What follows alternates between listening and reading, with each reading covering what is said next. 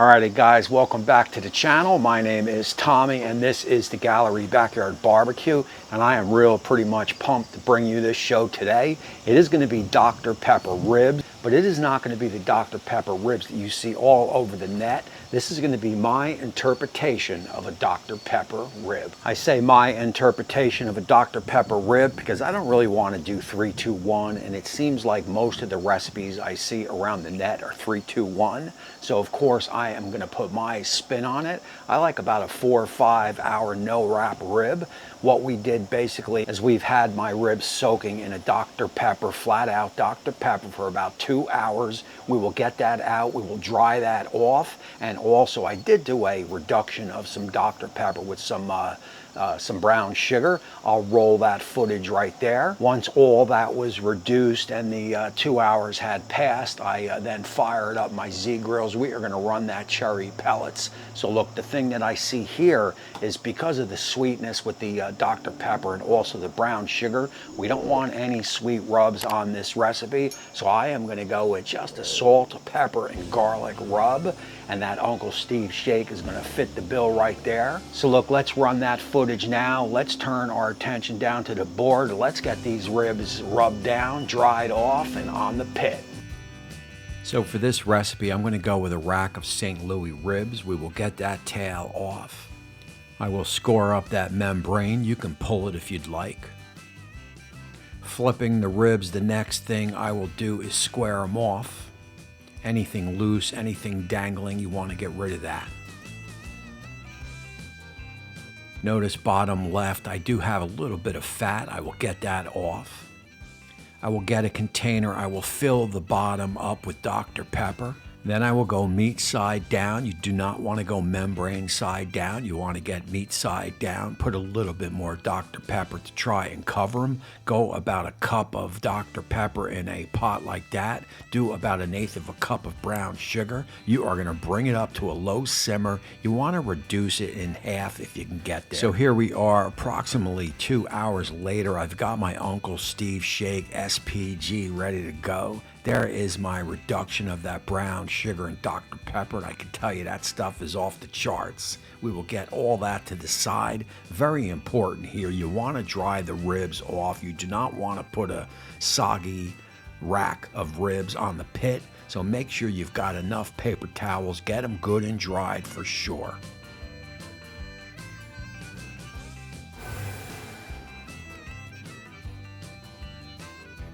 So once those ribs are dried off, we are going to start hitting it with that SPG, and you definitely want to stay away from any rubs that are sweet. If you don't have an SPG pre-mix like this, just do a salt, pepper, and garlic and go to town. Yeah.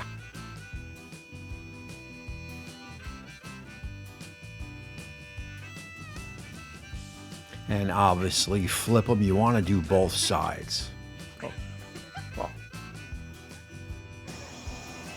So that is basically all there is to that. Let's get on over to the pit. That is already fired up. Again, cherry pellets loaded, and we will maintain that 250. I've got it flanked with some chef temp gauges inside the pit. Let's get the ribs in. I am going to let it run straight for about 2 hours. I want that bark to form. At that point, I'll bring you guys back and I will show you how I am going to spritz it. As you can see top left, I am flanked out with a chef's temp gauge, as it is very important in a no wrap rib to maintain 250. 2 hours in exactly, and I can tell you as I'm walking to the shack, the smell is definitely in the air. You know something is on the barbecue pit. What I want to do is I want to move those ribs down to the bottom rack. We have maintained that temperature of 250. We will keep it right there. I've got a straight Dr. Pepper spritz right here. We're going to start to spritz the ribs. We want to build that bark, and we are just going to let them run. That is the beauty of no wrap ribs. Come on. At 250, I always get a nice bark. I get a nice start. You don't want to start spritzing too early. I mean, look at that bark, man. It is starting to develop quite nicely at the 2 hour mark. Now is a perfect time to spritz, and this is a straight out Dr. Pepper spritz. Yeah.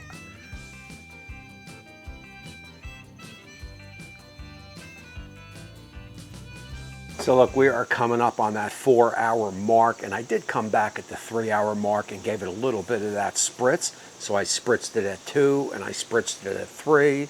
Here we are at 4, and it is time to start hitting it with this marinade right here. That is that Dr. Pepper and brown sugar reduction. And look, let's go in, let's check it out. Let's get a temp reading. We should be up and over about 185 or so in between the bones.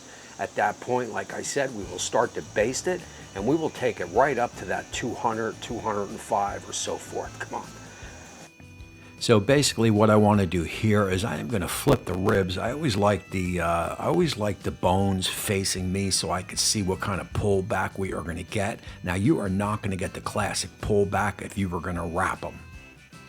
And you do see we are 190, and that just is not going to work right there. So we've got plan B coming. Oh, yeah. And that is what I'm talking about, and that there is some Dr. Pepper sweetness goodness. Holy man. Yeah. Look, so that is how you get the job done there. We will allow these ribs to go probably for another 45 minutes before we come back and check it.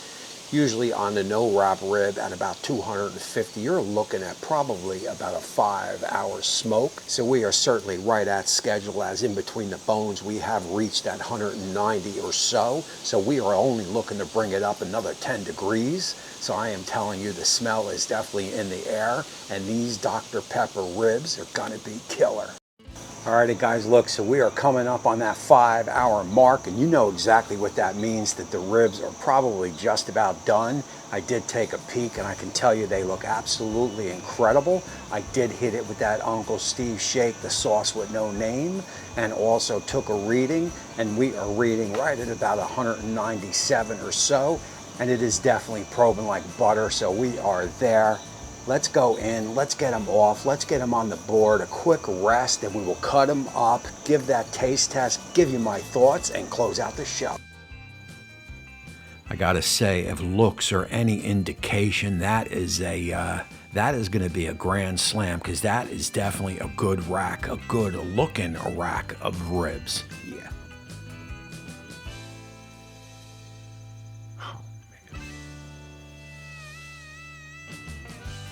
Alrighty guys, it is time to put these Dr. Pepper ribs to test.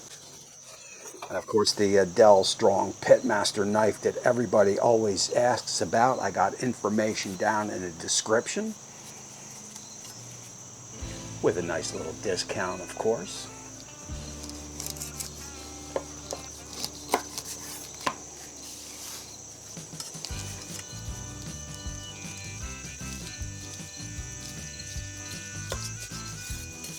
So I'm hoping to get a little bit of a bite on these ribs. I really didn't want to fall off the bone.